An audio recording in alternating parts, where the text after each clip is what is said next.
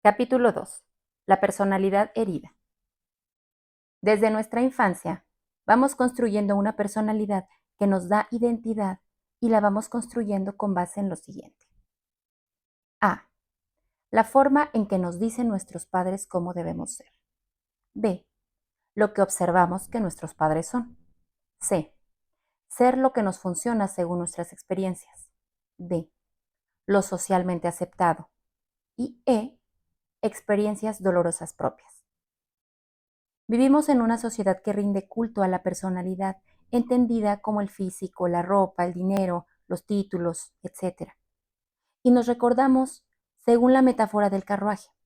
El conductor es la conciencia y nuestra personalidad es el carruaje, mismo que debemos conservar sano, limpio y listo para que nos conduzca hacia experiencias significativas para expresar lo que realmente somos y aprender lo necesario para vivir bien. Pero sucede que pensamos que somos nuestra personalidad, identificándonos con ella y haciéndola una prioridad.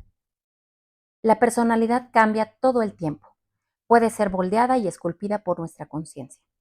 Al experimentar muchos dolores no resueltos con los padres, como resultado, tendremos una personalidad apegada al dolor del pasado, llena de defensas, de miedos y enojo, y es la personalidad que gobierna gran parte de nuestra vida.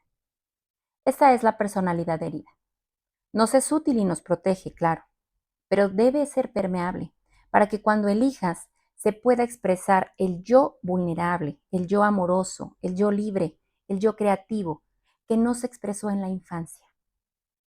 La personalidad herida puede estar activa todo el tiempo en nuestro día a día o solo en momentos donde te sientes vulnerable con respecto a la pareja o a otras personas que son significativas para ti. El principal problema de esta personalidad es que es paranoica y está a la defensiva todo el tiempo. Siempre está interpretando a los actores y los pensamientos de las personas. Se queda atrapada en aquellas relaciones que nos lastimaron. Por eso la considero una personalidad falsa. Cuanto más involucrado está el cuerpo emocional, más activa está la personalidad herida y es más difícil darnos cuenta de que vemos la realidad de manera distorsionada. Tómate un momento, reflexiona y escribe la respuesta a las siguientes preguntas. ¿Cuándo se activa tu personalidad herida? ¿Qué porcentaje de tu día está encendida o activa esta personalidad? ¿Quién activa más dolorosamente esta personalidad? ¿En algún momento has sido consciente de que estás actuando desde esta personalidad herida y te has salido de ella? ¿Cuáles son las típicas reacciones de tu personalidad herida? Conocer tu personalidad herida y desarrollar otras partes conscientes y sanas hará flexible tu manera de vivir y aprenderás a expresar tu verdadero yo. Esa mejor parte de ti que cuando te expresas te hace auténtico y sobre todo libre. Capítulo 3. El rechazo. Nuestra relación con la vida la construimos desde que estamos en el vientre materno y ahí cualquier sensación de hostilidad que el bebé haya percibido desde la gestación es el inicio de la herida de rechazo. Cuando nos hace algo sentir incómodos, lo rechazamos de inmediato.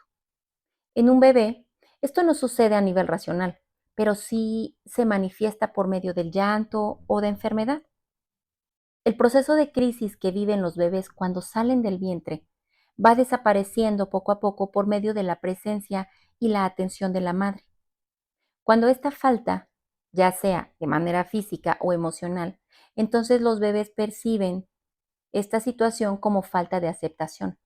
Lloran mucho porque no se adaptan, tienden a enfermedades respiratorias o de la piel, o incluso pueden desarrollar ciertas fobias al entorno. Los padres que tienen una herida de rechazo sostienen una relación semejante con el mundo, con la intimidad, consigo mismos. Los hijos se alimentan de lo que somos física, emocional y mentalmente, y no podemos negarlo, especialmente con ellos, con nuestros hijos. El rechazo se percibe del progenitor del mismo sexo. Es quien nos enseña cómo ser hombre o cómo ser mujer. Y es quien asimismo tiene poca capacidad para manifestarse con poder en todo aquello que hace o realiza. Los padres con heridas de rechazo pueden mostrar principalmente dos características. Son padres ausentes o bien sobreprotectores. En mi trabajo he observado que el sobreprotector tiene un sentimiento de rechazo al hijo y lo compensa sobreprotegiéndolo. Cuando damos de más, lo hacemos siempre para compensar algo. El verdadero amor nunca es excesivo.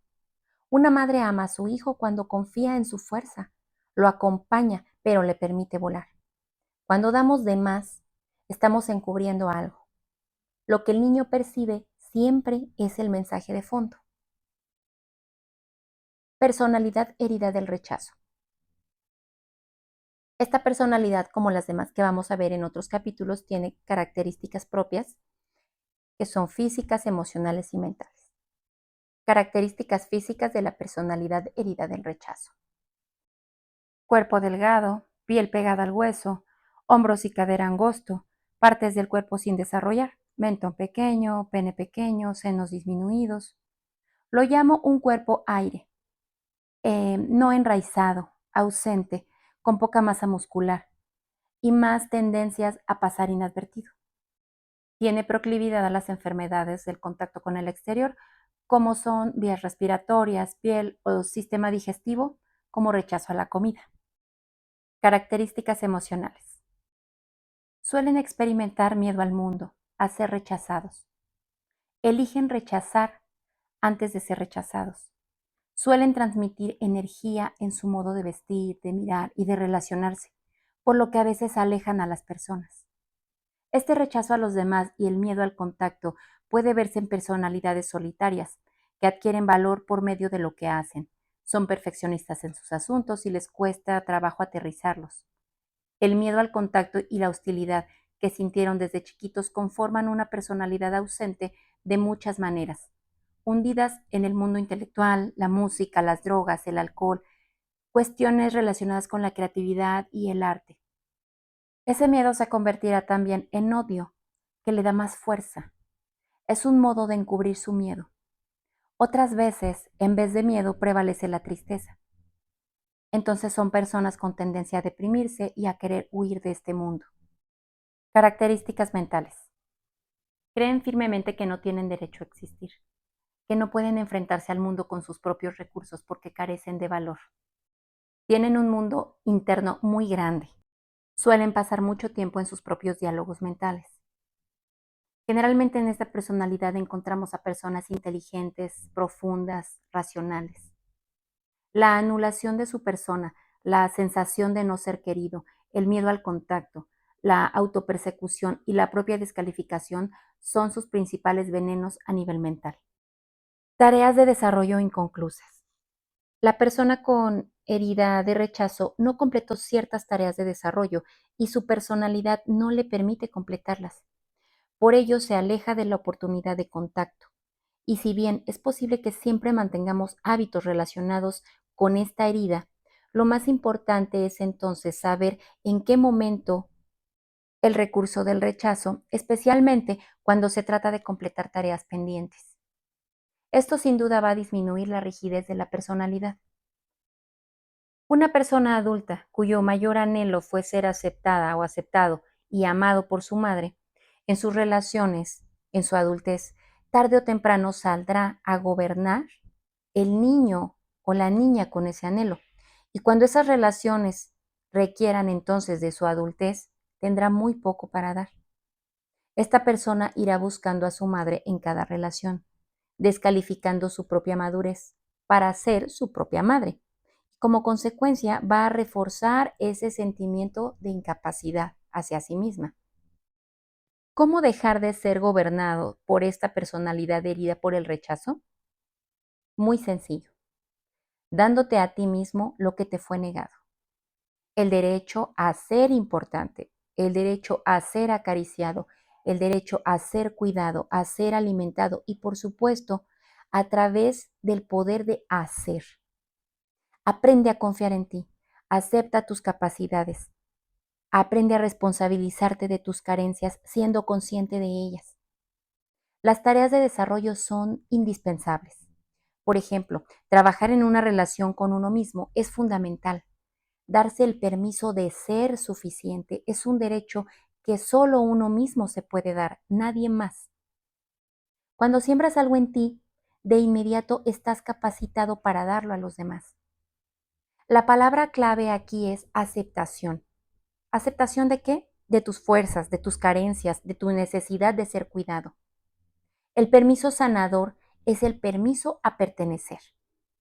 Ser reconocido por lo que somos más que por aquello que hacemos. Aceptarlo y sentir que estamos bien como somos es algo que debe ser nuestra filosofía de vida. No es cuestión de una lectura o de un taller de un fin de semana nada más. Veneno y antídoto para sanar la herida. Veneno de la herida del rechazo es rechazar mis cualidades, mis capacidades, mi derecho a ser parte de, mi necesidad de ser visto, mi derecho a ser importante. Cada que me permito generar ese rechazo en mi vida, la personalidad herida se refuerza. Cuando reforzamos la personalidad herida, recreamos la misma realidad una y otra vez. A esto yo le llamo, en este sentido, correr en la rueda del hámster, pues parece que corremos y caminamos, pero en realidad no avanzamos. El antídoto. Cada que hago un compromiso conmigo para confiar en mi capacidad, nutrirme en lo físico y emocional, aceptarme como soy y respetarme, manifestar mis ideas y validarlas, darme el derecho de existir, escucharme y respetarme.